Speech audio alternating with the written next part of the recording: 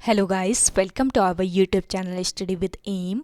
आज मैं आप सभी के लिए काफ़ी इंपॉर्टेंट वीडियो लेके आई हूँ। तो देखिए, आगामी फॉरेस्ट गार्ड के एग्ज़ाम के रिगार्डिंग हमारे द्वारा forest guard special mock series start की गई है, जिसका पार्ट 27 आज मैं आप सभी के लिए लेके आई हूँ। ये जो मॉक सीरीज़ है ये आपको डेली प्रोवाइड कराई जा रही है, जो कि आपके आगामी फॉरेस्ट गार्ड के एग्ज़ाम के लिए इंपॉर्टेंट है। साथ ही साथ अदर उत्तराखंड एग्ज़ाम के लिए भी ये मॉक सीरीज़ इंपॉर्टेंट रहने वाली है। तो आप सभी लोग हमारी इस सीरीज़ में स्टार्टिंग से लेकर एंड तक बने रहें। इस सीरीज़ में हमारे द्वारा करंट के क्वेश्चंस भी इंक्लूड किए गए हैं, ताकि करंट अफेयर्स भी आपके इसी मॉक सीरीज़ से ही कवर हो जाएं। तो चलिए आज की इस मॉक सीरीज़ को स्टार्ट करते हैं। स्टार्ट करने से पहले जिन लोगों ने अभी तक हमारे YouTube channel study with M को सब्सक्राइब नहीं किया है वो सब्सक्राइब कर लें। साथ ही साथ बगल में जो बेल आइकन दिख रहा है इसे भी प्रेस कर लें, ताकि हम कोई भी वीडियो डालते हैं तो उसका नोटिफिकेशन आपके पास जल्द से जल्द पहुँच जाए। आप सभी लोग हमारे टेलीग्राम चैनल को भी ज्वाइन कर सकते हैं। अराउंड 6.5 के यहाँ पे ग्रुप मेंबर्स हो चुके हैं। सुबह 10 बजे और शाम 8 बजे यहाँ पे क्विज का आयोजन भी कराया जाता है। इसके अलावा अदर इंपॉर्टेंट अपडेट्स पीडीएफ्स यहीं पे शेयर की जाती हैं। लिंक आपको उसका डिस्क्रिप्शन बॉक्स में मिल जाएगा। बढ़ते हैं आज की वीडियो की ओर।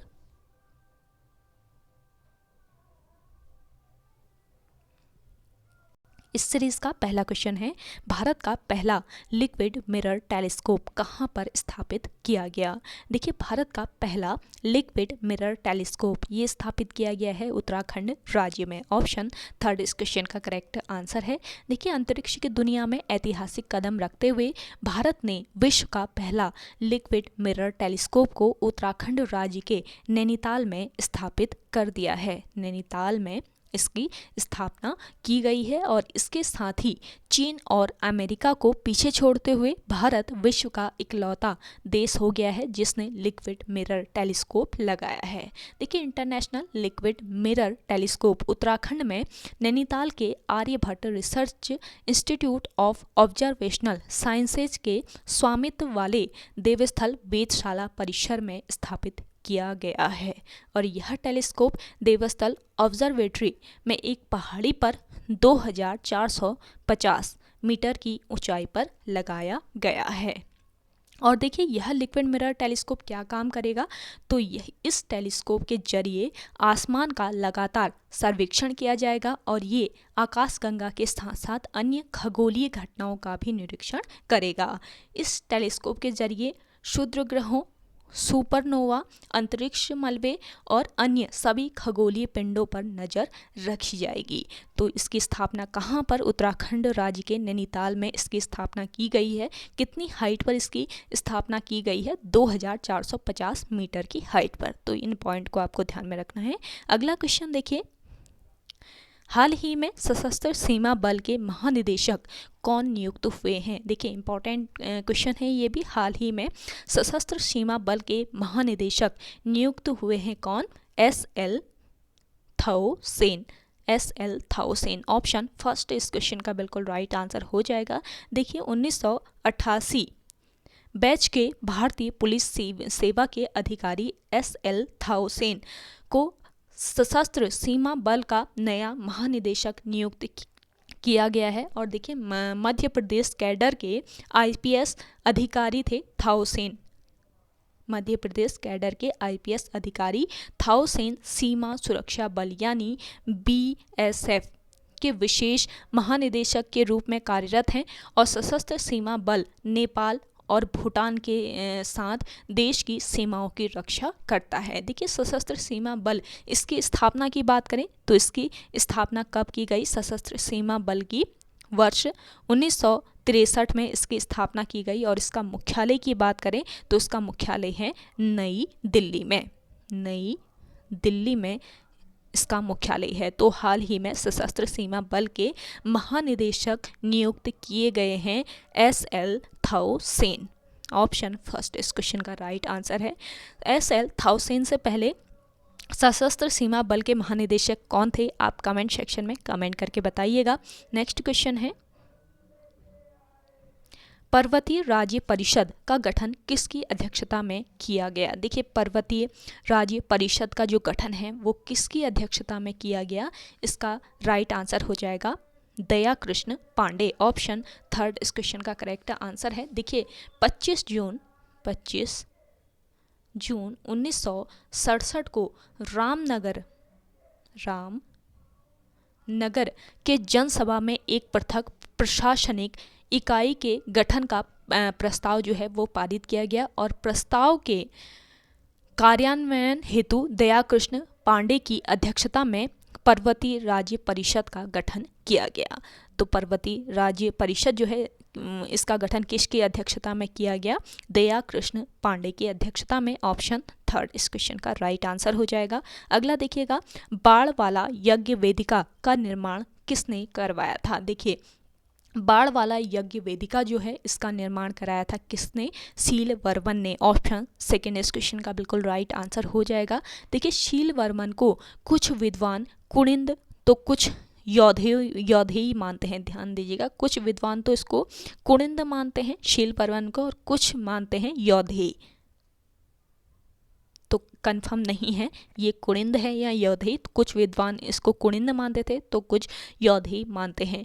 तो देखिए, कुणिंदों के समकालीन यौधेय शासकों की मुद्राएं जो हैं, कुणिंदों के समकालीन थे यौधेय, तो कुणिंदों के समकालीन यौधेय जो शासक थे इनकी मुद्राएं जौनसार भाबर यानी देहरादून तथा कालो डांडा यानी पौड़ी। ध्यान दीजिएगा, जौनसार भाबर जो है वो देहरादून में आता है, देहरादून में, और कालो डांडा यानी पौड़ी से मिली है, यहाँ से मिली है जौनसार भाबर से और कालो डांडा से।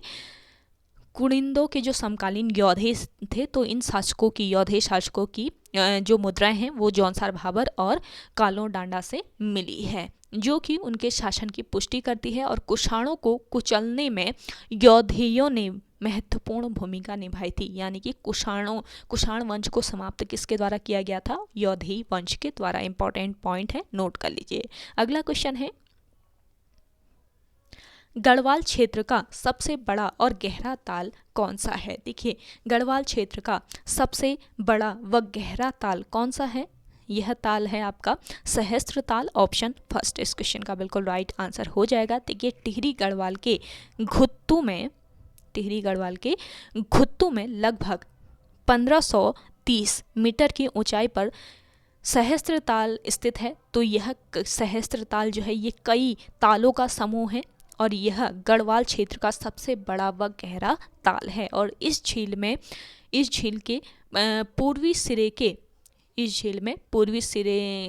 के चोटी से हिम गलकर जल निरंतर आता रहता है और इस झील के दक्षिण पश्चिम में विशाल चट्टानें और उत्तरी छोर पर फूलों से आच्छादित समतल भूमि है। तो आपका सहस्त्रताल किस जनपद में स्थित है पूछा जा सकता है। तो आपका कौन सा जनपद हो जाएगा? टिहरी जनपद में स्थित है सहस्त्रताल और ये गढ़वाल क्षेत्र का सबसे बड़ा और गहरा ताल है। कमेंट सेक्शन में कमेंट करके बताइएगा कुमाऊं क्षेत्र का सबसे गहरा ताल कौन सा है। आप सभी लोग कमेंट कीजिए कमेंट सेक्शन में।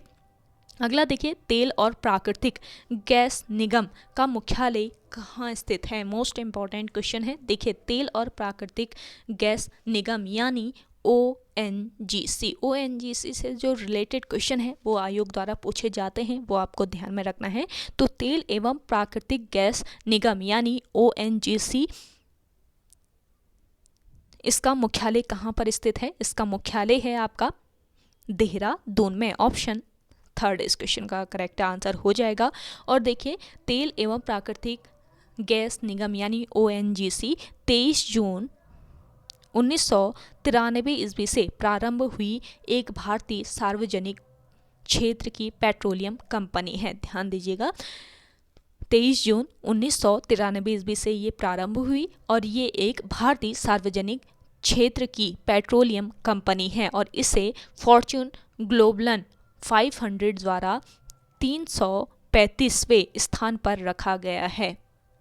फॉर्च्यून ग्लोबल 500 द्वारा इसे किस स्थान पर? 335वें स्थान पर रखा गया है और यह भारत में कच्चे तेल के कुल उत्पादन में 77% और गैस के उत्पादन में 81% का योगदान करती है और इसे 14 अगस्त 1956 को एक आयोग के रूप में स्थापित किया गया था। देखिए ओएनजीसी की पहली महिला अध्यक्ष के रूप में किसे नियुक्त किया गया है, ये क्वेश्चन बन सकता है करंट से रिलेट करके, तो आपको ये ध्यान में रखना है। ओएनजीसी जो है तेल यानी प्राकृतिक गैस निगम, तो ओएनजीसी की पहली महिला अध्यक्ष के रूप में किसे नियुक्ति किया गया है, इसका राइट आंसर हो जाएगा अलका मित्तल।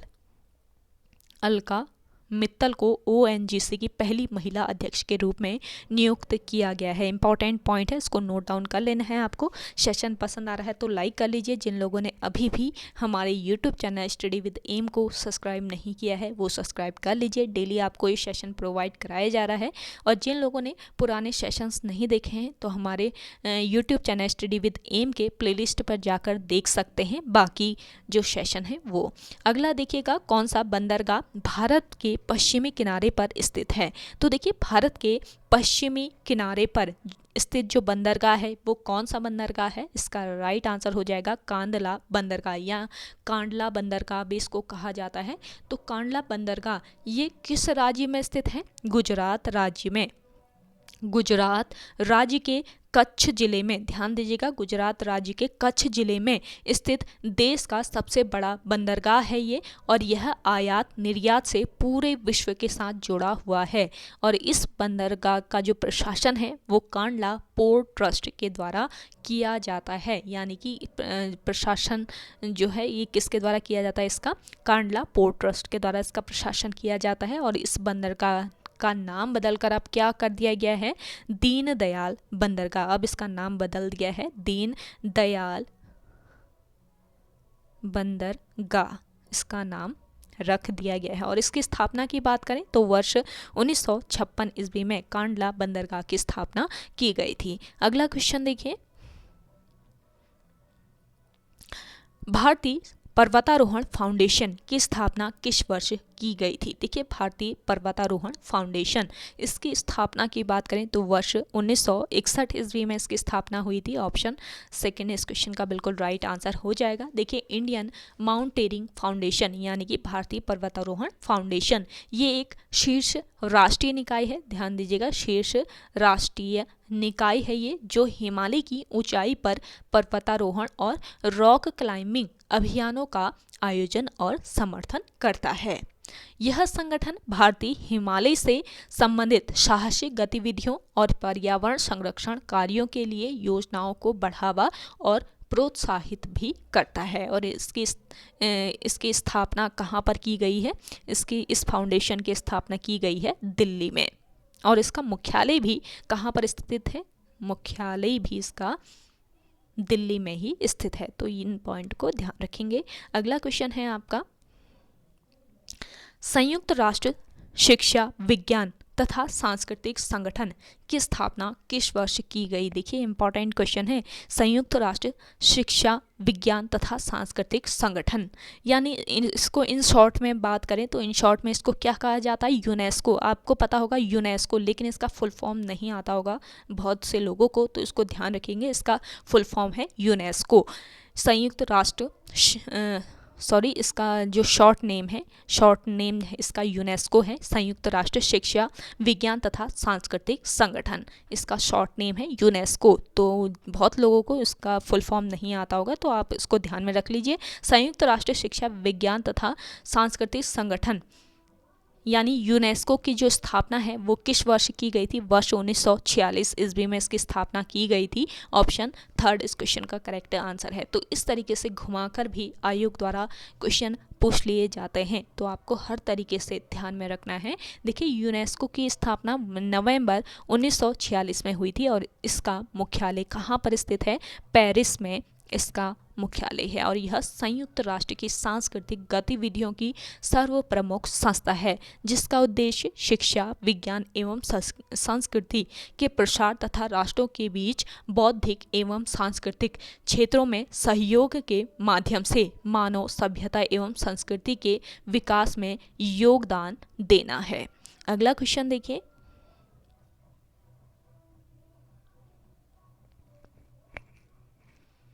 निम्नलिखित में से कौन हिमालय पर्वत की सबसे उत्तरी एवं सबसे ऊंची श्रेणी है। देखिए इनमें से बताना है आपको हिमालय पर्वत की सबसे उत्तरी एवं सबसे ऊंची जो श्रेणी है वो कौन सी है? तो इसका राइट आंसर हो जाएगा बृहत हिमालय। ऑप्शन फर्स्ट इस क्वेश्चन का राइट आंसर है। देखिए बृहत हिमालय को महान हिमालय या इसको हिमाद्री भी कहा जाता है। महान हिमालय या इसको हिमाद्री भी कहा जाता है। और इसकी औसत ऊंचाई की बात करें तो 6000 मीटर बृहत हिमालय की औसत ऊंचाई है और यह हिमालय की सबसे उत्तरी एवं सबसे ऊंची श्रेणी है। देखिए हिमालय के सभी सर्वोच्च शिखर इसी श्रेणी में हैं, ये ध्यान रखेंगे। हिमालय के सभी सर्वोच्च शिखर जो है ये कौन से श्रेणी में? बृहत हिमालय श्रेणी में है। और देखिए कौन कौन से हैं, जैसे कि एवरेस्ट, देखिए एवरेस्ट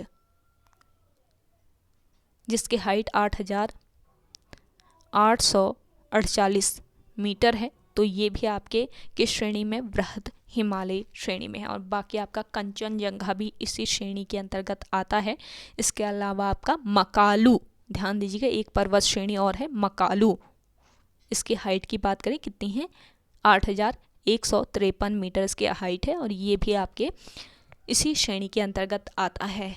इसके अलावा अन्नपूर्णा पर्वत जिसकी हाइट 8078 मीटर है। नंदा देवी पर्वत की हाइट कितनी है? 7817 मीटर है। तो ये सभी पर्वत श्रेणियाँ बृहत हिमालय हैं और इसमें से कंचनजंगा और नंदा देवी भारत की सीमा में हैं।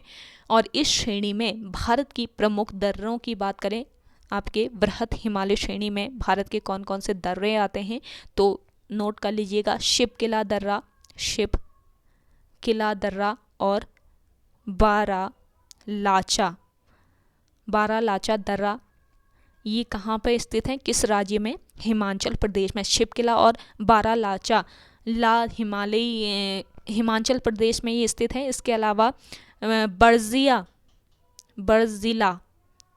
इसका नाम है, बर्जिला और जोजिला ये कहाँ पर स्थित है? ये आपके कश्मीर में स्थित है। बर्जिला और जोजिला दर्रा। और देखिए नीति और लिपुलेख,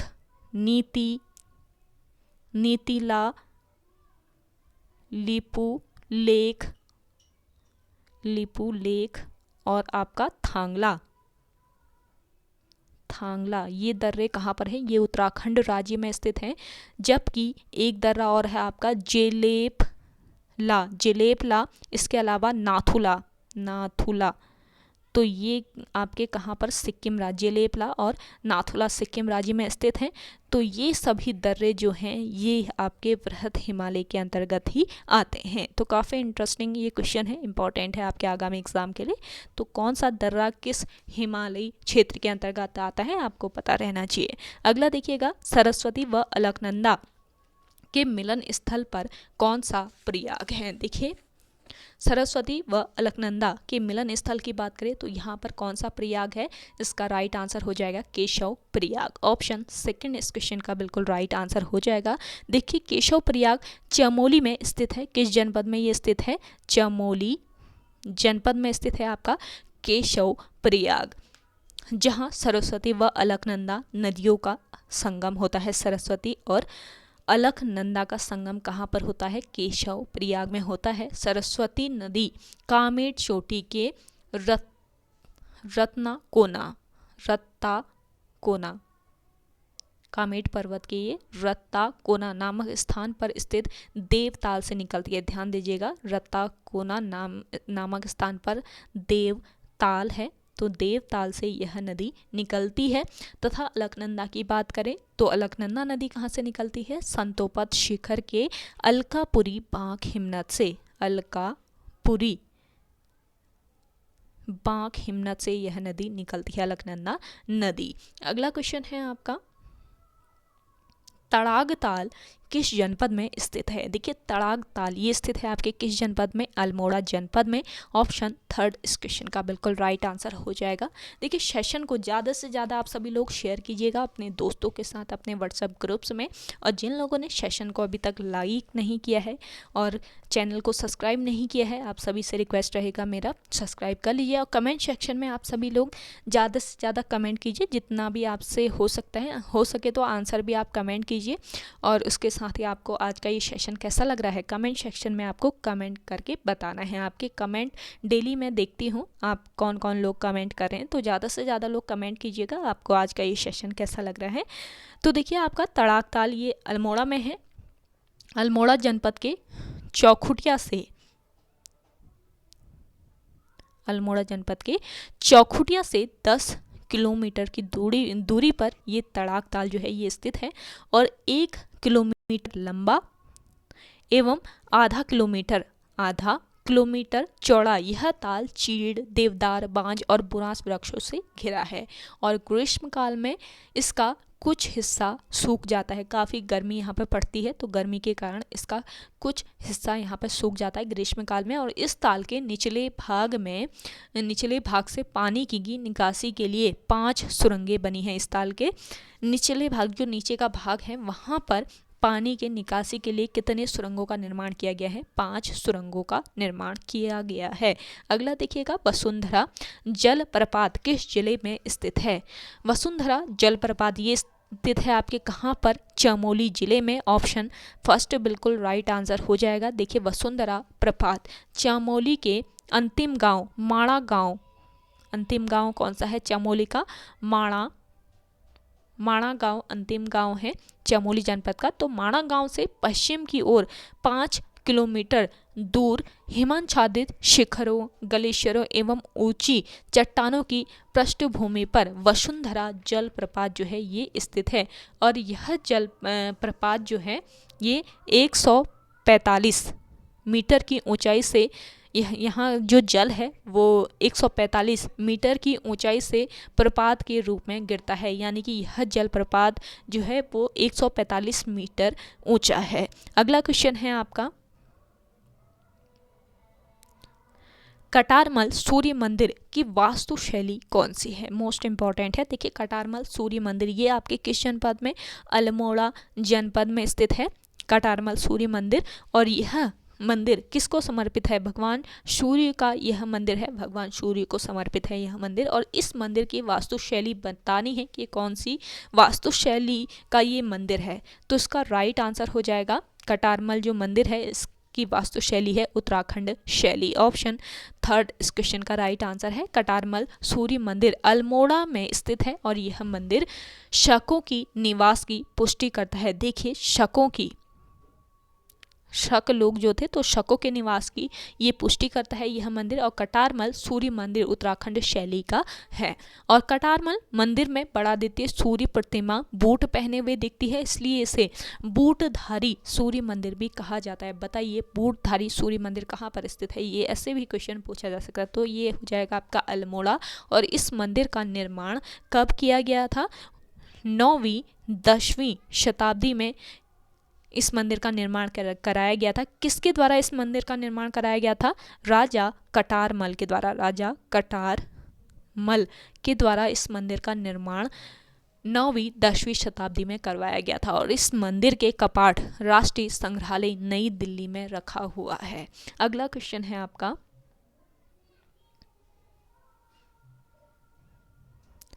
प्रसिद्ध बग्वाल मेले का आयोजन किस स्थान पर होता है? देखिए प्रसिद्ध बग्वाल मेला आपने कई बार सुना होगा। बग्वाल मेला कहाँ पर लगता है? तो यह मेला लगता है आपके देवीधुरा में। ऑप्शन सेकेंड इस क्वेश्चन का राइट आंसर है। देखिए देवीधुरा किस जनपद में? चंपावत जनपद में स्थित है। चंपावत की माँ बाराही देवी, देवीधुरा में किसका मंदिर है? माँ बाराही देवी का मंदिर है। बाराही देवी का यहाँ पे मंदिर है।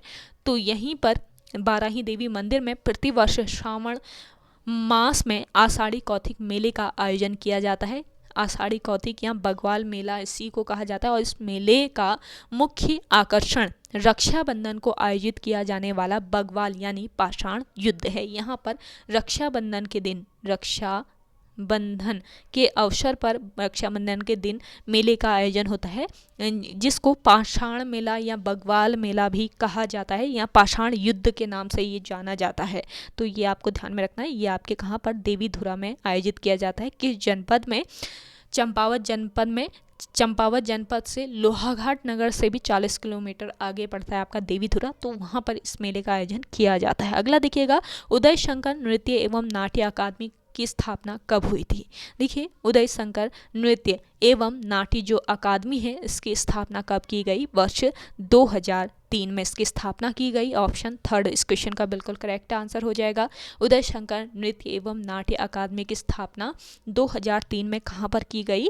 अल्मोड़ा में इसकी स्थापना की गई, अल्मोड़ा में।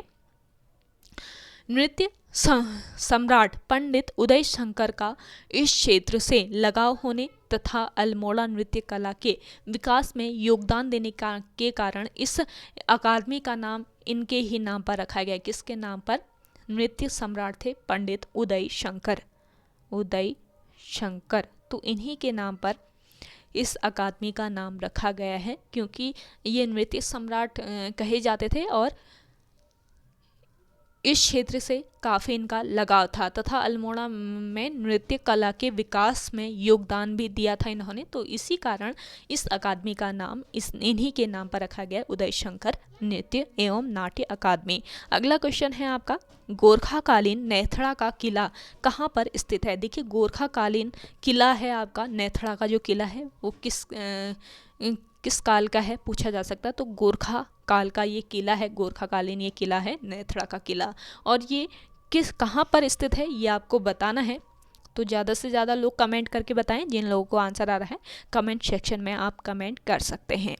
और इसके अलावा सेशन पसंद आ रहा है तो लाइक कर लीजिएगा। लाइक करने में कोई भी कंजूसी मत कीजिए आप सभी लोग। देखिए, आपसे कोई भी फीस नहीं ली जा रही है, आपको डेली ही ये सेशन प्रोवाइड कराया जा रहा है, बिल्कुल फ्री ऑफ कॉस्ट।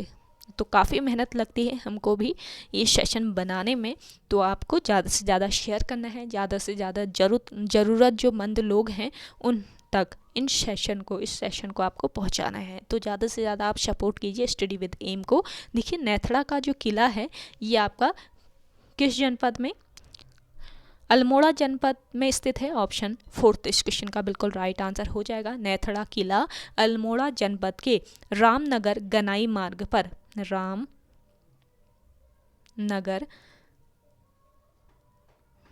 गनाई मार्ग पर मासी से, ध्यान दीजिएगा, रामनगर गनाई मार्ग पर मासी से, मासी एक जगह है ना जहाँ पर सोमनाथ मेला भी लगता है, तो वहीं पर मासी से लगभग 5 किलोमीटर की खड़ी चढ़ाई पर नेथड़ा देवी मंदिर के नज़दीक है यह किला। नेथड़ा देवी का मंदिर भी यहीं पर है, तो यहीं पर यह किला है और इसे गोरखाकालीन किला माना जाता है। तो आपका पूछा जाए कि नेथड़ा किला किस जनपद में स्थित है, आपका करेक्ट आंसर होगा अल्मोड़ा जनपद। अगला देखिएगा, हेमवती नंदन बहुगुणा विश्वविद्यालय की स्थापना कहाँ की गई?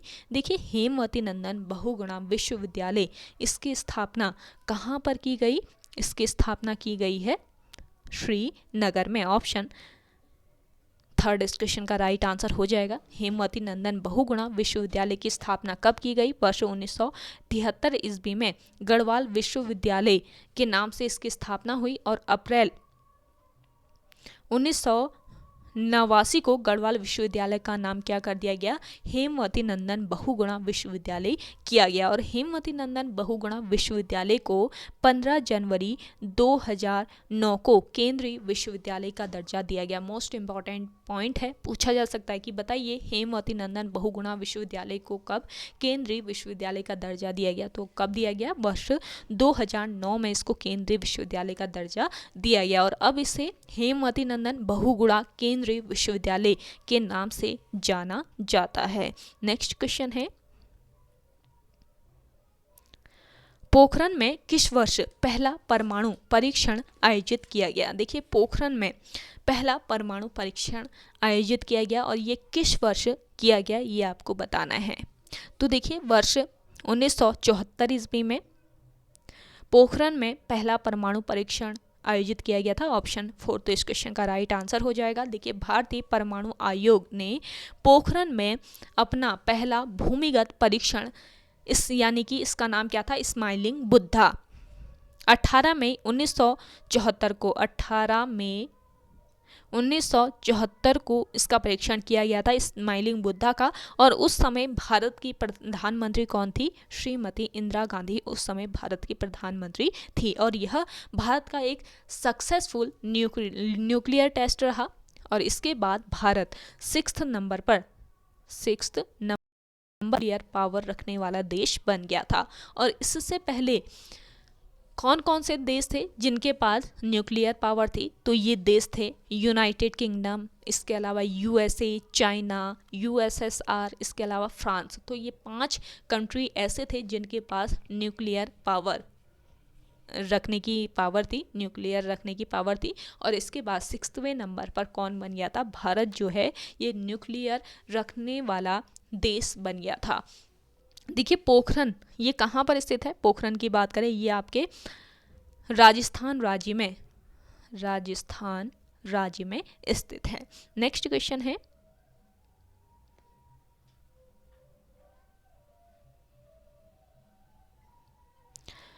वन स्थिति रिपोर्ट 2021 के अनुसार देश के कुल मैंग्रोव आच्छादन कितने वर्ग किलोमीटर में है। तो देखिए वन स्थिति रिपोर्ट 2021 के अनुसार देश में कुल मैंग्रोव आच्छादन जो क्षेत्र है वो कितना वर्ग किलोमीटर है, ये आपको बताना है। तो आपके ऑप्शन दिए हैं, 4 ऑप्शन आपको मिले हैं यहाँ पर।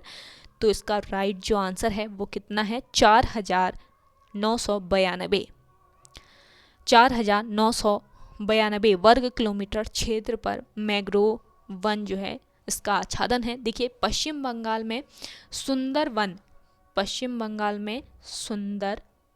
वन जो है ये दुनिया का सबसे बड़ा मैंग्रोव वन क्षेत्र है। और यह यूनेस्को की विश्व धरोहर स्थल के रूप में भी सूचीबद्ध किया गया है। सुंदरवन को यूनेस्को के विश्व धरोहर स्थल के रूप में इसको सूचीबद्ध भी किया गया है। और वन स्थिति रिपोर्ट 2021 के अनुसार सर्वाधिक मैंग्रोव वन वाला जो राज्य है वो कौन सा हो जाएगा आपका, पश्चिम बंगाल जो है ये वन स्थिति रिपोर्ट 2021 के अनुसार सर्वाधिक मैंग्रोव वन क्षेत्र वाला राज्य है। और यहाँ पर मैंग्रोव वन क्षेत्र की कुल प्रतिशत मात्रा की बात करें पश्चिम बंगाल में तो 42.33% यहाँ पर मैंग्रोव वन क्षेत्र है। तो ये पॉइंट आपको नोट कर लेना है। तो ओके गाइज, आज के सेशन में इतना ही। आई होप आपको आज का ये सेशन पसंद आया होगा। अगर आज का ये सेशन आपको पसंद आता है तो इस सेशन को लाइक कीजिएगा, शेयर कीजिए। और जिन लोगों ने अभी भी हमारे YouTube channel study with M को सब्सक्राइब नहीं किया है वे लोग ज़रूर सब्सक्राइब कीजिएगा। चलिए मिलते हैं एक नए इंटरेस्टिंग वीडियोज़ के साथ, तब तक के लिए धन्यवाद।